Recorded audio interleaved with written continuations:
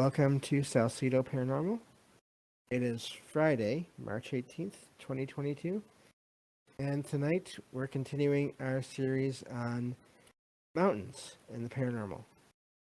Of course, as always, to find all episodes of the podcast and links to social media, ways to donate, and other ways to contact me, you can visit the podcast page, which is salcedoparanormal.podbean.com. That's SALSIDO paranormal.podbean.com. Always looking to hear from you all, whether you have comments or questions or topic suggestions for episodes, or if you have stories or experiences you'd like to share, whether they're your own experiences or others that you trust. You can either send those in to me in a written format, or if you would like to be on the show so we can talk about these experiences in more detail, you're always welcome to contact me and we can arrange that as well. So, as I said, we're doing this is the second part in our trilogy on mountains and the paranormal. And last week we covered the western U.S. And this week we'll be covering the eastern part of the U.S. And next week I've got a couple articles we can go through and just talk about the topic in general. That kind of feature articles, feature mountains around different parts of the world. So that should be fun as well. And then we can kind of do a lead into the topics that we'll be covering on the next couple of Friday shows after that. But that's still a little ways away. We still have 2 more to do before we have to worry about planning for anything else for a little while. So, and of course, I'm very happy to have a good friend of the show, a friend of mine, back here again. Welcome to the show, Jen. Hey, James. How are you? I'm good. Thank you for joining me again to do this. Yeah, I'm happy to be here. So, this was fun to look into. Same as the West Coast. It's amazing how much was out there again. Yeah. Yeah, I really enjoyed it. Doing, further research into it for sure. Aren't you surprised at how much? I mean, with the West Coast, I thought, wow, this is just like off the charts, the amount of paranormal experiences and stories and legends. But then you go to the East Coast and the Appalachian Mountains, you know, it's it's just as it's just as heavy with the amount of experiences and eyewitness accounts, and it's just full. It is, and then even seems like there are. I don't know if it's more of the famous, or at least more well known cases or legends are from the East Coast or not, but I guess maybe more that I've heard of before than from the West Coast. At least it seems like that anyway. Yeah, it's like you have every single one. You have all of the cryptids you would hear about, and they're all happening in the Appalachian Mountains too. So I mean, like I say, it's pretty extensive, isn't it? I mean, you have the same thing, the same stories of the canine head beings. You have the flying creatures. You have the Bigfoots. You have just everything, and even more. Yep, yeah, and of course, plenty of hauntings all around as well. Um, Oh, so just I think from unfortunately different tragedies, and then also just from people living there. I think there's plenty of, it doesn't always have to be a tragedy for spirits to be in an area. So, um, a lot of life and a lot of history in those areas. yeah, definitely, definitely. So let's see. We already have a comment here in the chat. Thank you all for being here. Um, Can says, I live in the Appalachians. A lot of superstitious people and paranormal beliefs. A lot of it has to do with how deeply embedded Christianity is in the area. And I guess that kind of makes sense considering settlers and like early American, the early colonial history, I guess. I really Um, think I think so too yeah. with him. or But them. then of course there's the American Indians. There's plenty of that contribute to that as well. Yes. Yeah. I guess we'll get into everything. There's a ton to Yeah, talk about. Yep. yeah. The one article that I found the most interesting was just called Appalachian Legends. Um, I mean, all the articles that we looked into, they had a lot of personal experiences, which I'm always interested in, but it's hard to share a lot of those in a single show Mhm. in great detail. But this article points out legends, so many different legends along the Appalachians, from Mothman to Bigfoot kind of creatures to basically almost doesn't I don't think it really says the word, but like almost like dwarves. Mhm. Um, to just and then to hauntings that mentions the Bell Witch haunting. And of course that That gets was good. It was a connected to lot of good stories. caves. Yeah. Yep. So, what is there a place that you'd like to start with? Um, I think that yeah, I guess so. I'd like to talk about the mountains themselves and like just how strange they're kind of strange. The Appalachian Mountains I found to have, a very interesting kind of phenomenon going on that I thought was a little different from the Rockies. Like it seems like they're, well, I guess they're about 480 million years old is what it was saying. But I guess too, they don't just extend from like Canada down to the deep south. Like it seems like the same mountain range, the Appalachian Mountains, the Blue Ridge Mountains, the Smoky Mountains, that same mountain range is extending all the way under the Atlantic, essentially, over to like even the Scottish Highlands and all the way to Morocco.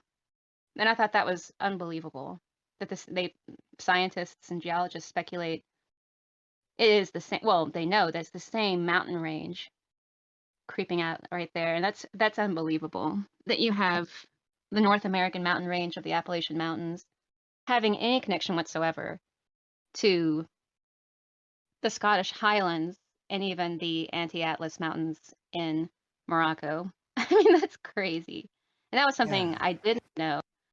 And to hear that, and also too the age, at one point that they were just as high as the Rocky Mountains, just as young, of course, but that they've come down, they've been through, so much time that they've worn down to just, an altitude of about 3,000 feet, and, at their highest peaks. And I thought that, all of that history I mean, you think about it's a whole different thing, but like the Pangea thing and all of that, that a lot of these creatures, have probably some history or some roots or something to do with when that happened. Like in that one article you're talking about, it mentioned a lot of phenomenon of large black cats popping mm, up in the Appalachian Mountains. And I wondered about that. They're reported over in other continents, but not here. Really, I mean, they know that they've found the bodies of some of them, and there's a lot of speculation about that in the past.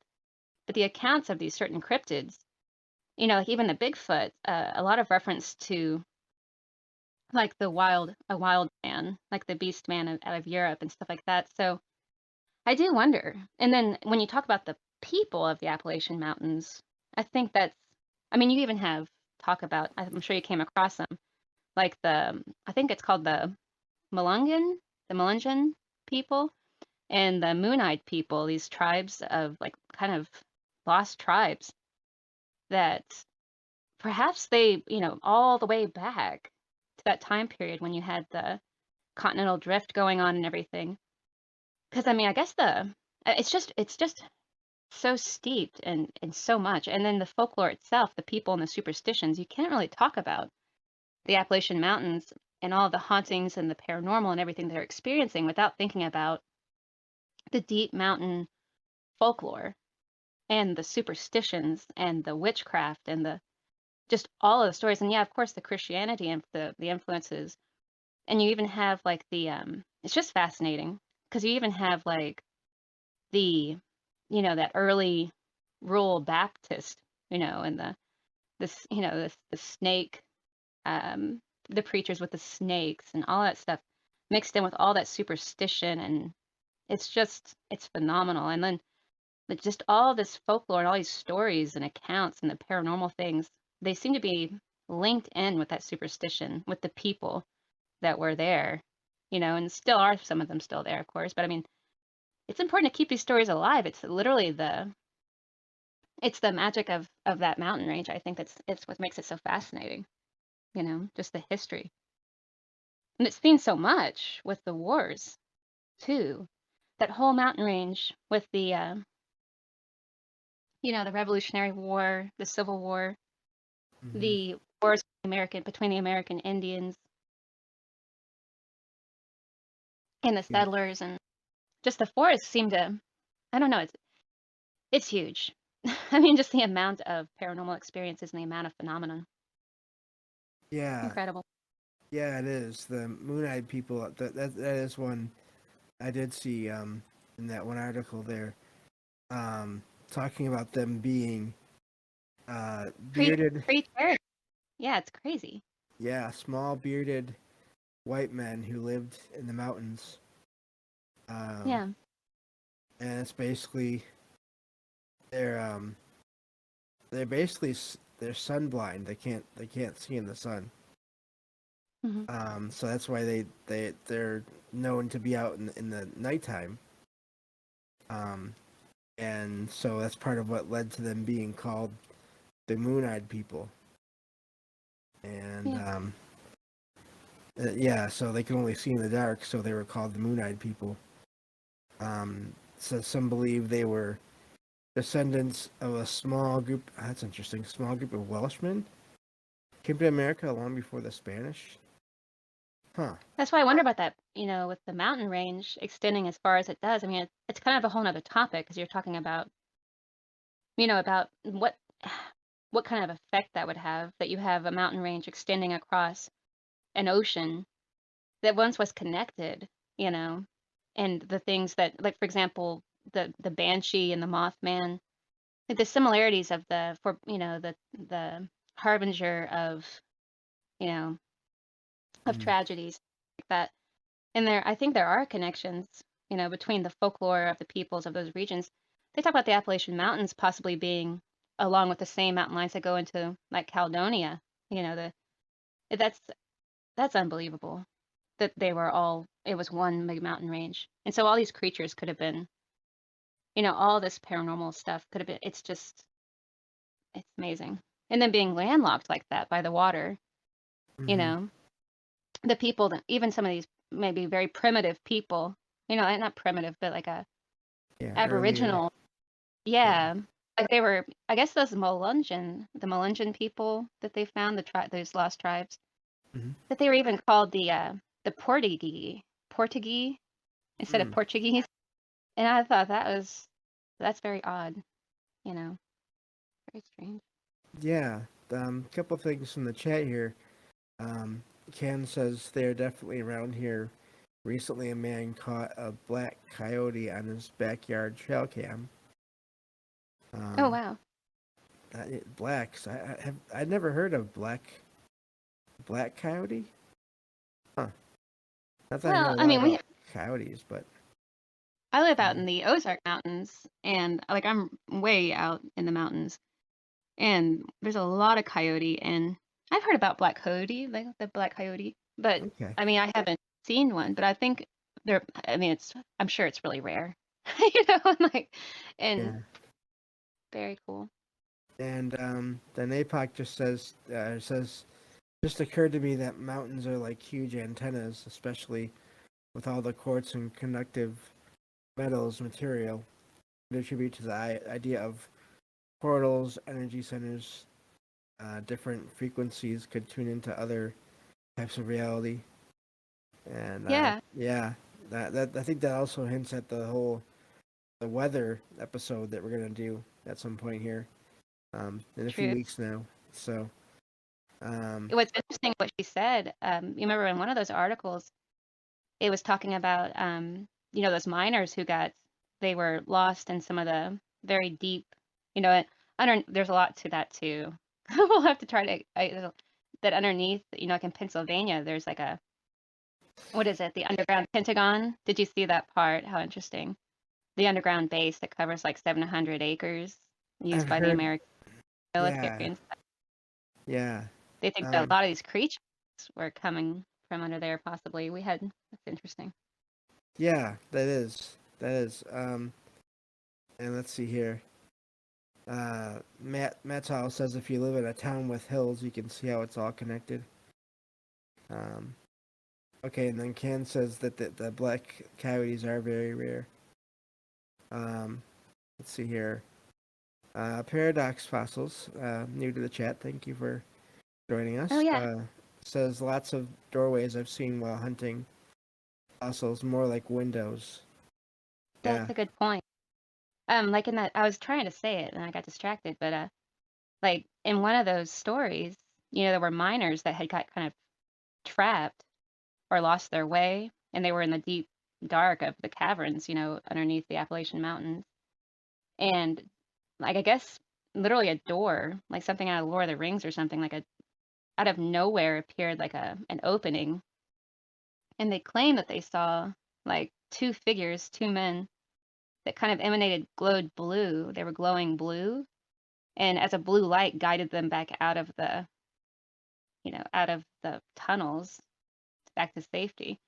But that kind Hmm. of that whole thing about the portals, but somehow that, underneath these mountains, there could be whole, I mean, it goes kind of into the elementals thing too, possibly, or literal, like a literal race of some kind, or that have the power to, at will, like open portals or doors inside these mountains, these ancient mountain ranges, and either to, in order to either help or to hurt, Right. random people wandering.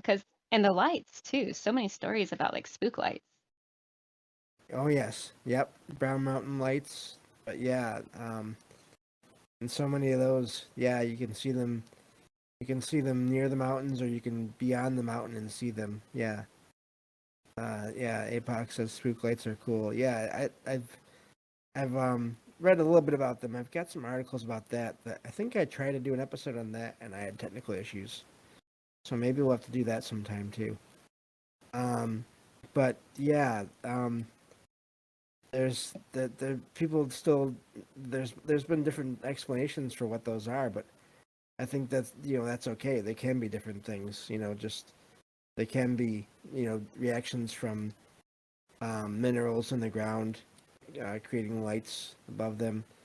But I think that's also I always like to consider it could be portals, or it could be spirits or other beings just moving around, and Oh, it could be. Yeah. that's what we're And it's seeing just, them as is lights. So yeah. yeah, the level of witchcraft and stuff and references to the devil, that was fascinating. Like Oh they have yeah. all these regions, like all these different landmarks and monuments that are just so they're so foreboding. And there have been so many lives lost, Hmm. just an incredible amount of tragedy because these mountains are, people were traveling. There was a lot of traveling going on, a lot of migration going on from people that were settling, you know, in the east and then kind of moving more Midwest as things were developing. But with all of that travel through the mountains, of course, just so many stories of ghost children and um, so tragic, And then just with the Civil War, like I was saying earlier, you know, you just have mass graves and stuff in these mountain ranges on these trails. Just kind of imagine, like walking down like these very remote trail lines and off to the side being like markers for mass graves where like 20 something soldiers were unmarked graves of all these, you know just and families and stuff. But I think too they mix in their ghost stories, which is really fascinating. They mix all those ghost stories in with their traditions, the traditions they brought with them from wherever, if they were already here or wherever they came from, you know. Yeah, And so it's yeah, kind of mingled together. There's like this mingling. yep. And then yeah, they're basically those people that have these stories, or even they'll um families like you said, there'll be landslides here or there, and families will get caught in that. People will get caught in that, and then people afterwards say, "Oh, we saw these people from that family that had passed on. Had unfortunately been killed by this landslide. Oh, Hmm. we've seen them. The case. I think there was one case where those three little kids that Yeah. um, their bodies were never found. The rest of the family was found, but theirs weren't, and their spirits are seen in the area just running around, and and kind of mischievous, not quite evil, but just kind of mischievous spirits. So Yeah. I wonder if it's got something to do too with the willingness of the people in that region to accept this kind of these sorts of because of their um, the folklore they had from the lands they came from in a way.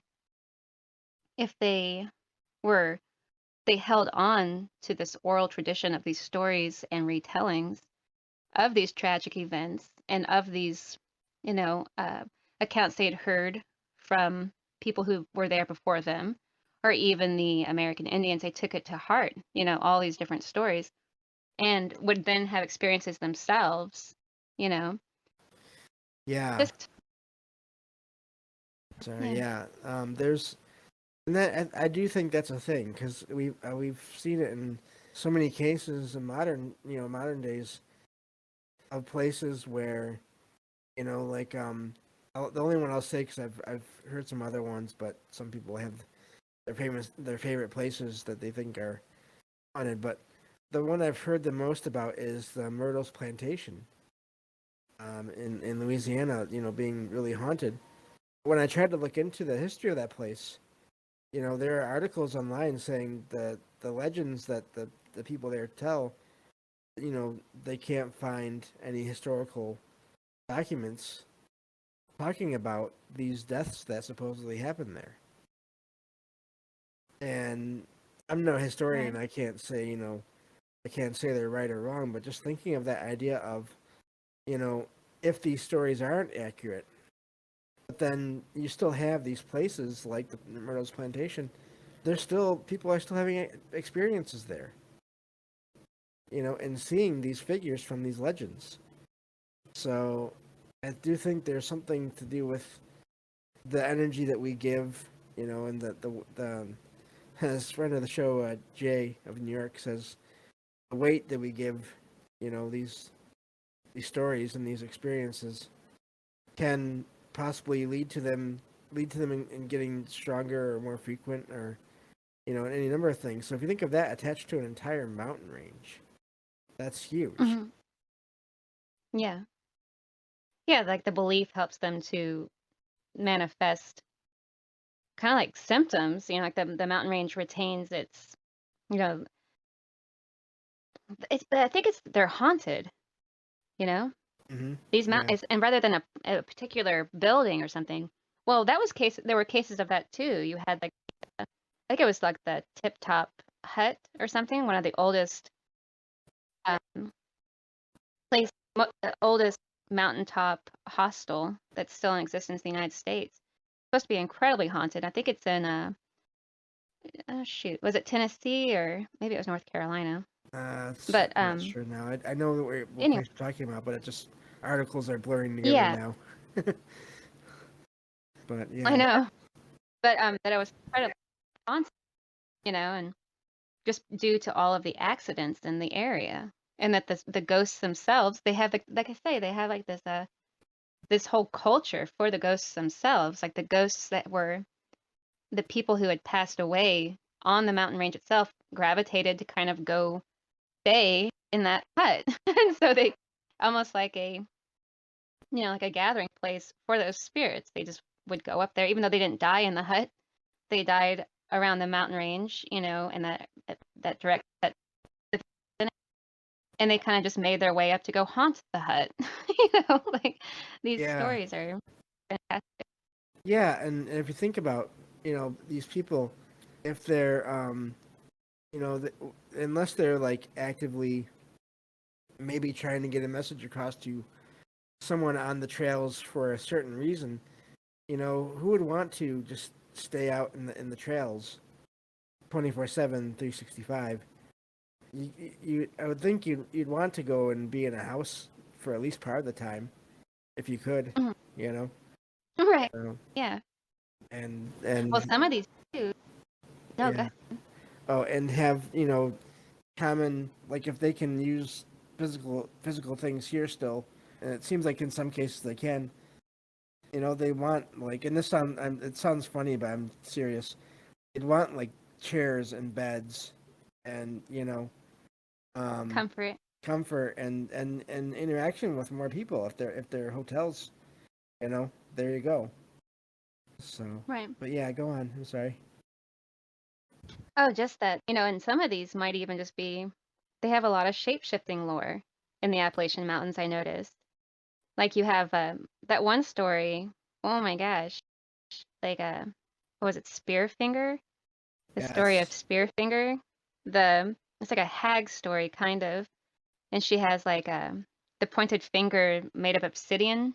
It's like a sharp talon of Yeah. obsidian that she uses to like extract the Basically. livers of wayward Yeah. children. Yeah, very scary type of Then being yeah, and then that that led. shapeshifts. Sorry. Yeah. You know, oh, just that she shapeshifts, and like I guess the people were afraid, even if they saw like it could be a squirrel or a person who had been gone too long, and there were accounts that it may have been Spearfinger, trying to sneak her way into the community or something. Very creepy. Yeah, and that's an interesting thing too, because that kind of a distrust of people that you don't know or that you haven't seen in a long time. That's Hmm. um that's something that I think that can develop even without a paranormal case, especially if you didn't know them well before and then they're gone and then now they're back. You know. Right? Are they themselves? Yeah, Yeah. and yeah, I thought the interesting thing about that, and this is something I've seen in different fiction over the years too, is the idea that basically that her only weakness was in the palm of her hand because that's where she kept her heart. Yeah, in her right hand. Yeah, and Ugh. she would keep that hand closed up all the time to protect it. See, where does that come from? Yeah, That kind of story. I mean, it feels like there must be some kind of basis in something. I mean, how do you just come up with something so, ooh, you know, yeah, a long obsidian, like a one talon finger, and then the heart in the right hand is her only weakness. Ugh. Just yeah. strange. Let's see here. Looking at the chat again.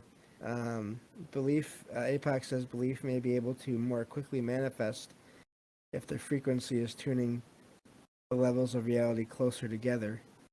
Interesting. Yeah. Um, then APOC says, who maybe I should move to some mountains. Yeah, well, I mean, I don't I know. guess if you want to experience it, yeah. I mean, the Ozark Mountains kind of taper off. They're a completely different type of mountain range, but it's just there's something about these lower rolling type of mountains that at one point were supposed to be pretty majestic, but they've kind of eroded down to just, you know, hills, very, a lot of hills.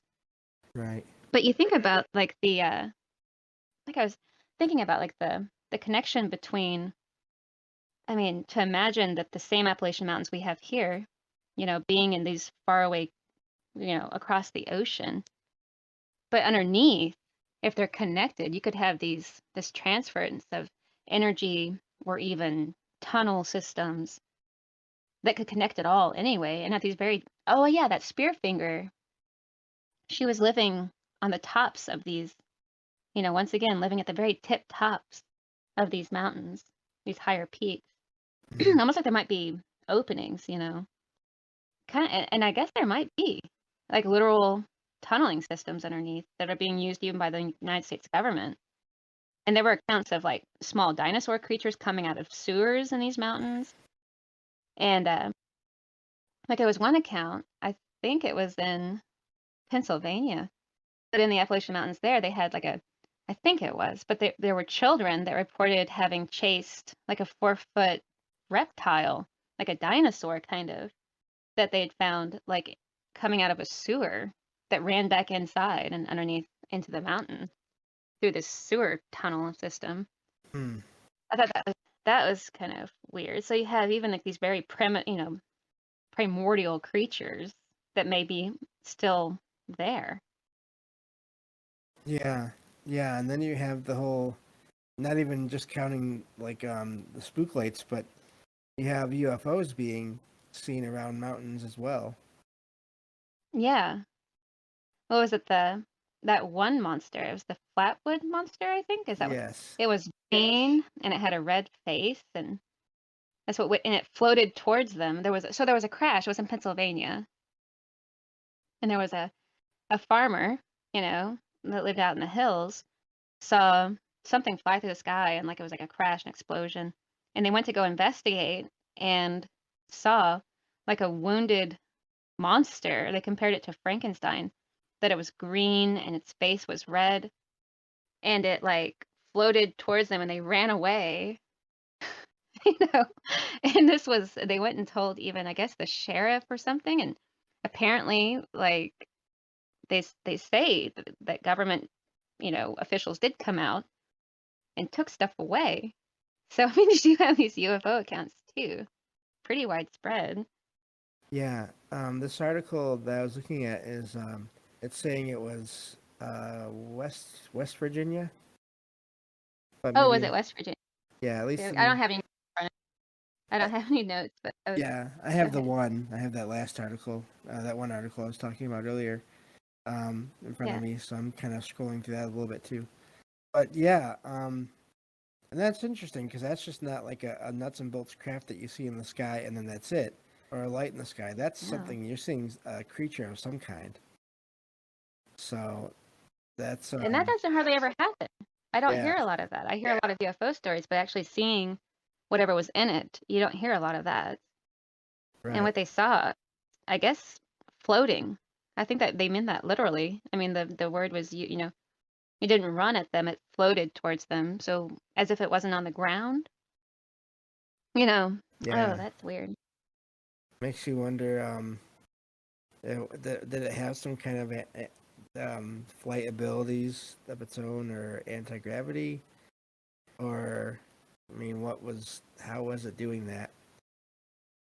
So Yeah. I mean, I guess they did take away wreckage, because I was wondering, is like, was the creature itself the light they saw crash or something, or right, what? It's very strange. it is. And yeah. And then gosh, there were so many ghost stories, just so many Yes. of along the trail, and lost hikers never to be seen again, you know, children. It's very European stuff too, like very Hansel Gretel type of thing about children wandering into the forest, you know, Yeah. very. And then the accounts of the children that, oh, I had never heard so many stories of child ghosts. It seems like there's just a ton of them, you Yeah. know. Yeah. Yeah. Well, there's nothing worse, so Yeah. Child yeah. ghosts are always an um, interesting thing because you hope that they find peace, however, wherever they go, and so you wonder, why are so many of them are still around? Of course, you have cases, and I do think there are cases where it's not, where it looks like a child, but it's not. I think there's that too. But then there seem to be Me other too. cases of kids just these child spirits just around in areas or in houses or wherever, and they don't seem to be sad or mad or afraid or angry. They're just having fun. Yeah. There were a lot of ghosts kind of like that. Not child ghosts, but there were accounts of people saying that they felt in some of these really remote hiking trails a sense of isolation and anger Hmm. was mentioned a couple of times, as if there was so like at some point maybe mountaineers or travelers coming through that region became lost perhaps or had been out there so long that they got like a type of mountain madness or something, and it was like a feeling they could like a palatable feeling Yeah. encountered by some of and some even lost time. You have the lost time phenomenon going on Yep. too. Yeah. Um, yeah, and it makes you wonder again, going back to the energy that these things might give off, and what that can do to people, and then to the world around them, um, Mm. for sure. So, let me see here. I'm just trying to pull up more of these articles here again because there's so many stories. But I didn't realize it went through so many states. One article said it went to like 14 different states. Yeah, yeah. That's a lot. Well, it's because those that mountain range it extends over 15 states. Yeah. Like it's crazy. I mean, you have it extending all the way from Newfoundland down to like the deep south, all the way down. And quite a ways over. So it's pretty impressive. And Yeah. very interesting. And just the like all of the stories of like when you mix in the Christianization, like with the Christianization, I guess you could call it, of all of these kind of older folk beliefs melding together, and you get I mean, all these references to Devil's Hollow and Hmm. um, lots of talk about that and witchcraft. And they were very, very serious about that with the witchcraft stuff, believing. Well, you have the granny magic stuff of the mountains. A lot of people are familiar with that type of stuff, and just all the folk superstitions. And it's just frankly, I mean, it's just unbelievably how much. And I think it'd be a nice place to live. Like up in the Appalachian Mountains. I bet that'd be kind of nice. Yeah, it But seems like it'd be interesting at least. yeah, I hope it all stays, that the stories and everything, that people continue to tell those stories, that it keeps its atmosphere of foreboding yet charming, you know, vibe of the Appalachian Smoky Mountains, Blue Ridge Mountains. 'Cause it kind of has a romantic, haunted feeling to it, really. Oh, Matt's all in the chat. I think he's thinking about the Flatwoods monster thing. Telekinesis as an option as to how it was floating. That's an interesting Yeah. idea too. The idea of and that does come up. This idea of these different aliens having different their minds are so far or they're so far advanced in different ways of using their mind that there's telepathy and telekinesis and so yeah, and then let's see here. Um, Apoc says um, time would be affected if the antenna frequency and quotation marks there changes. So, Mm. but yeah, um, I think it's an interesting idea. Makes me wonder how many other mountain ranges around the world are connected so far. You know, across like what we think of as continents. Mm. Um, if they are almost like the original, maybe even like the original ley lines, or original power Yeah, lines, or whatever. that makes so much sense. Because you think about the force of the Earth having to once again, I mean, when we're talking about on the West Coast, the way that the mountains, like the amount of force and energy coming together to create these mountain ranges, and you have one as vast and incredible as like the Appalachian mountain ranges.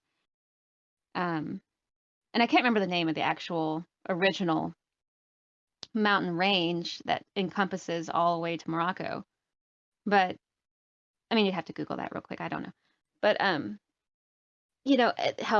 how much energy and force and everything, and all that churning together, and then you think about the magnetic, the upper atmosphere, the lightning and everything, and the amount of so it would make sense there'd be some kind of ley line or something, definitely some kind of power center, you know, and then just the amount of activity that seems to possibly be occurring underneath, you know, not just natural activity, but man-made activity, like the tunneling under Pennsylvania, for example, like that there's an underground Pentagon there, essentially and that's not even necessarily like folklore.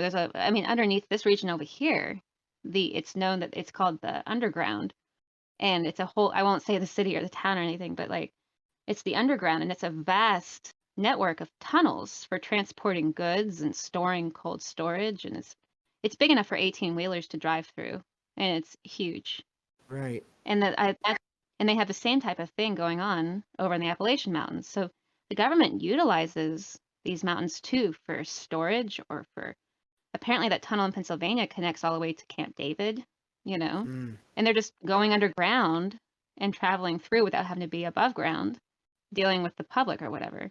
And so there's no telling what they could transport or be doing. This was talked about too on um, our good friend Mike's channel, Troubled Minds, where he was talking about the underground stuff and what might be under there with the different types of beings. And we've touched on it too, but the hiding of certain types of creatures or hybridization programs or who knows what. You have Jekyll Island and all of that. So I don't know where they might be making strange, hybrids or something. It's a little off topic, but No, that's it's just okay. interesting about the mountain ranges themselves and how they might be being utilized by, you know, the governments and stuff, as well as having all this superstition. So it's kind of ties together that there could be maybe they're having to contend with these underground beings too. I've heard about them fighting underground and stuff. It's very far-fetched, but I've heard about the military being, trained to fight underground and tunnel systems for different reasons. But I don't know, it brings to mind all kinds of like interesting things, that they might be encountering. Well, one thing I noticed that was kind of strange about the phenomenon with they have Bigfoot in the Appalachian Mountains too. They call them different things, but isn't it strange that the Bigfoot stories in the Appalachian Mountains, they tend to be more aggressive and they have telekinetic power. Like this one account, it had like a telekinetic power over the hiker's dog. Do you remember that story? Yes, vaguely now. I think I was just listening to it earlier, and and it was like the dog couldn't even bark right. It was like yeah, restrained or something. Like Um, the Bigfoot somehow trained the dog with its mind. yeah, yep, yeah. There is that, and there's that's an interesting thing. I wonder if again that goes back to the idea of them coming from mountains somehow. Um, so yeah, that's interesting. Um, now, getting back to the chat here again, just real quick. APOC mentions pyramids were potentially antennas and power generators. And I'm just thinking of the shape of a pyramid. What does that look like? Looks almost like a mountain. And Yeah, for sure. so it's almost like man-made building mountain kind of things. Um, but yeah, and then APOC says, wonder what they could use the mountain energy for, which is also interesting, an idea there. Yeah. We know that I've seen articles in the online, and I think Mike from Trouble Minds may have mentioned it. This idea of these holes that we already know about around the world, that scientists are saying now that they could possibly use them for renewable energy. Ooh. So if they're You know, saying that about places that the right. public knows, what do they have under these other mountains that who knows? You know, in one of the stories you had sent, there was an account of some boys that were out, horsing around, and I guess I came across like a, sh- a chasm of like it was like 4 feet wide, and it was just a giant tunnel that kind of went diagonally into the side of the mountain, and their dog was barking frantically at the hole and ran into this hole and came back out yelping and terrified. And I guess people kept kind of talking about this hole and that there were creatures seen maybe around that area that were coming and going from that hole, but they just put a road right over it. Like, Yeah, I guess they were just like, whatever, we'll just go ahead and build our road. And I wonder if, there are accounts of these creatures that they see, different, like snarly geists and things like that, that like scare people who are driving like off the road. And then when you think about covering these holes with roads, and it's like, oh, I wonder if there's a connection between like offending some mountain spirit that lives in that hole, and now it's like terrifying, you know, people driving and scaring them off the road or something. It seems like there could be a connection. yeah, yeah, yeah. And then that's if you're doing that near the mountains, that could lead to more paranormal activity from the people. If they makes you wonder how many of these people that disappear, if they're if they're unfortunately maybe killed by whatever's out there, and then they get added to the ghosts that are out there, spirits that are out there. Um, Right? it just seems like there's a lot going on. Yeah. Matt says, I'm gonna kind of paraphrase here, but please don't anger the mountain spirits. Yeah. Yep. Let's A lot see. of American Indian curses too. I came across that were pretty spooky. Mm, Like a curse upon all white settlers, and literally what it said in the article you sent. Like, ooh, yeah. I don't know. Like, apparently it was a chief, and his son went to go stay with a new settler family, his little boy, and he got a hold of some poison, and sadly, and he passed away. And I guess the chief went there and killed the man's family. And when the man came home and saw what had happened, he went and killed that chief on top of this mountain. Mm, And then he threw himself off the mountain or vice versa. I can't remember how it was. I don't have it in front of me at all, but a lot of this cursing too, a lot of talk about the burial mounds, and it's like steeped in the Appalachian stories. yeah. Yeah. I think it's just as easy for negative events to lead to more negative events, which maybe can be amplified by the mountains, just as it is possible for positive and peaceful experiences as well. But then you hear more, I think, about the negative ones because the people are afraid of them and they end up talking more. I think maybe in some cases. So that's definitely Yeah. out there as well. It's kind of almost like the like the earlier version of today's news.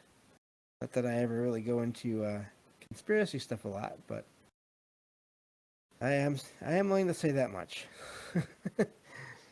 But yeah, so many stories of experiences. I listened to most of them, but there's just so many that they all start to blend together, which is an amazing thing. Uh, Yeah, I noticed that too.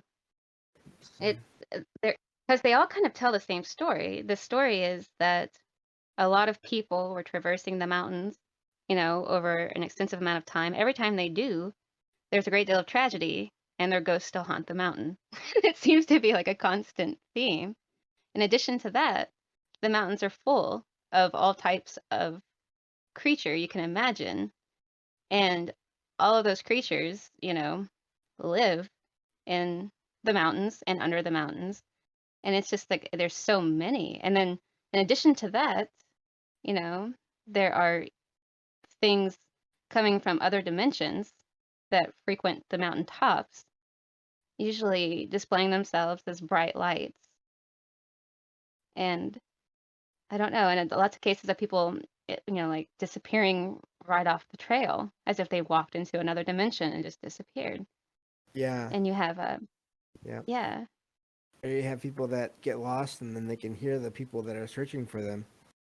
But then they call out and the people don't appear to hear them and they can't find each other. So it's like they've slipped into some other dimension. like a parallel reality Yeah. on the mountain. Yeah. Yep. There's been that too. And then, of course, the missing time thing happens sometimes. Yeah, Matt's all in the chat says gnomes, trolls, and dwarfs. Yeah. Haunted trees, accounts of trees, like one lone tree on a mountain Yes. being Yep. haunted, absorbing all of the, as if it's like I don't know, like a tree is a vampire somehow, like an ancient tree that absorbs like the energy of the dead around or the people. I don't know. You think about the forces of nature and they're no more, I mean, they're pronounced everywhere, but in the mountains, it's so treacherous in some of these mountain ranges and the risk of dying by nature, you begin to see nature being personified as a monster in a way, not just metaphorically, but they began becoming very literal with it, you know, and claiming that they see this nature, you know, the abilities of nature personified as creatures that could just take you at any moment. That's what it seems like. Yeah. Yeah, there's that, and I wonder about the effects of the air, like dense, or what do you call it? The The yeah, altitude yeah, and the difference in the amount of oxygen in the air, you know, at different levels or something like that. Um, creating like yeah, sort of just hallucinogenic state or being. I could see that, or just the increase too in the amount of. I don't know. So much. I don't know what the effects would be. I'm sure that's got something to do with it. You know. yeah, and then Sure, gravity. surely. I mean, Yeah. if you're any kind of like a slant, you're kind of off balance. Off kilter. Yeah, So could see that. yeah, yeah, It's rich, for sure. I was. It was really fun to look into. yeah. I'm thinking here. Maybe I'll just find one of these stories and just to summarize everything here. That'd be good. I just need to find the beginning of it. Okay, so there's this one article. Just also, I did want to mention. I know I used to kind of share all the sources for all these episodes, but the thing is, the last episode we did, I had 7 articles. This one I have 6. There's just so much. If we shared all the links, it'd be almost a page. It would add to the description of the show would be huge. So I would just recommend everyone just looking into all this, and doing your own digging because it really is interesting. But anyway, so there's this one that talks about this incident that happened in the mid 1980s when a witness was at a shelter in December along the Appalachian Mountains in Amherst County, Virginia, along with the son. Oh, and their dog. This is that one of those the ones with the dog. It says as they were relaxing at the campsite, talking, they saw something. Some figure come shambling out of the woods, out of the wilderness, and this figure came within 100 feet. It was tall, and it wore a dark brown fur coat, and that's in quotation marks. So that's kind of implying maybe it wasn't something you could take on or off, in other words. But then maybe that's what it appeared like from a distance, like it could have been a coat. and then the dog started barking, but the barking changed to something that the witness had never heard before. And the witness called out to the figure to come over and have some hot drink, some hot beverages. And first, the creature turned to face them, the witness, and they said that it had a human shaped face, but not human in appearance. And let's see here. And when it turned to look at them, I'm guessing it just means that it was like a Bigfoot, basically. The barking changed, and her hind legs appeared to be uncontrolled, as in she couldn't control her own movements. And it was almost like the barking was more of a gurgling noise. So this thing was affecting the dog somehow. Maybe even causing pain. And and then at that point, this creature turns and starts to walk away, basically in these huge strides that made it easier for it to get out of the area really fast. And as it left, the dog basically slowly started to return to normal. And so the witness and his son, they were trying to figure out what happened to the dog.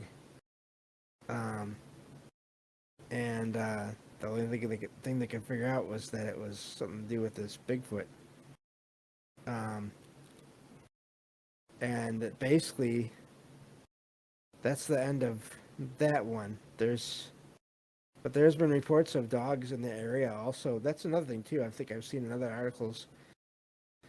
Sometimes small animals, in addition to like kids and things, they'll go missing, which is just really odd.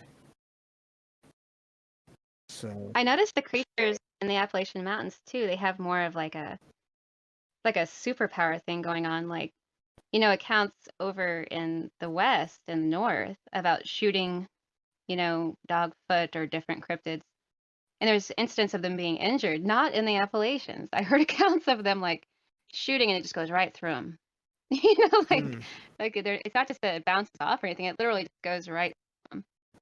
So, like, you can't even hurt them. Like, they're, invulnerable in some way. And I thought that was fascinating too. Like in what was it, this gnarly geist or whatever it was. Like, you can't hurt it. Like, there's nothing you can do. It's kind of a lot more, like it's I don't know. The creatures in in those stories, or even the spirits themselves, seem to be more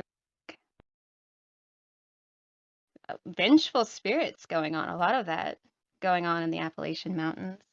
I wonder how much of that is also, again, going back to though the kind of the contact and the conflict between the at least it started anyway, maybe the conflict between the settlers, the European settlers and the American Indians, and then just that kind of energy just being built up over time, and it has effects on everything, maybe, and everyone, or it can anyway, to lead to that.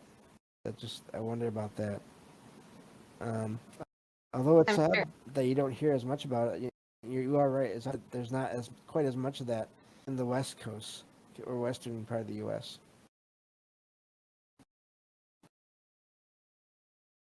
I'm sure it was terrifying, to be in that kind of terrain that's so thick. That's one thing that's very different from the West versus the East mountain ranges. The mountains in the West are more like there's a lot of pine trees and open spaces. That's not quite so in like these the rolling mountains of the Appalachians and the Blue Ridge and the Smokies. It's very dense. You can't see in. You can't see anything. Like the forests here, for example, it's so thick. If you were to get lost in there, it's so dense. The trees are tightly packed together. In addition to that, on the ground itself, it's full of shrubs and deadfall. So it's and the ridges and the boulder fields that they have mixed in with all of that. So you have the bigger trees coming in, but you also have all the littler trees and saplings coming up. So navigating these forests is difficult because it's just different, and it's full of like thorns and so many snakes and bugs and the different type of temperature and stuff that's at play on the minds of people that were trying to make that their home. And then you come in contact with the tribes that had been there already, or even the lost tribes of or peoples, whatever they were, with these like the Melungeons and the Moon-eyed people that had been there already, that were very familiar with that terrain. It'd be very hard to deal with that. Something lurking in the forest, you can't see it because of all the undergrowth. Yeah, and then especially the whole idea of, like with the moon-eyed people, there's this group of people out there that look strange that only come out at night. It's like original. It's like an original horror movie kind of situation. Where you don't even know these people are out there until you wake up at night because you're hearing things outside, and then you go and look outside and you're seeing people. And but then you never see them in the daytime. So, I mean, all kinds of ideas could come from that. From the people that are trying to settle the area. Are these spirits? Are they? All kinds of. Who knows what they could have thought about all that. Yeah. Yeah. Well, I'd say it's a pretty good. I think we covered what we could for this. Again, so many stories, so many articles. Just look up Appalachian Mountains in general, and paranormal. And you'll find plenty of stories. So, well, thank you for doing this with me again, Jen. It was a lot of fun to research and get into this again. I'm glad we did. It was fun. Yeah. Next week we'll be talking about mountains just around the world that have paranormal going on around them. I haven't really started looking into that yet. I've got a couple articles, but I'll look into it more. So that should be interesting as well. I think it will be. Yeah. This is very fun. Thank you, James. Oh, no problem. And thank you for Yeah. everybody else too. Lots of good just it's a fun topic. Yep. Yes. Apoc says, "Cool, more mountains." Yep. At least one more, and they'll come up again. I'm sure in relation to other topics. We're already thinking of doing a missing 411 show, and then like I said, the weather show. So yeah. Well, thank you, Jen. If you want to, you can either stay here or you can head out. However you want to do it, and we'll go from there. I'll just mute up and let you do your thing. Okay, sounds good. Thank you. Awesome. Bye, guys. So, okay, well, that is going to take care of that for the night. As always, thank you all for being here. Great chat, great topics, comments in the chat. I didn't even get to read all of them tonight, but thank you all for being here. And Monday, I'll be going back to true paranormal stories from the web. Tuesday will be more true ghost stories from the web. Wednesday, we have plans as of right now to do a little bit of a just another look into more paranormal stories with a special guest. So that should be fun, kind of reading off stories to each other and getting reactions and going from there. So, and then Thursday will be another book review, and Friday will be more of the mountains. So, but thank you all. Have a good night, and I will talk to you all on the next episode of Salcedo Paranormal. Take care.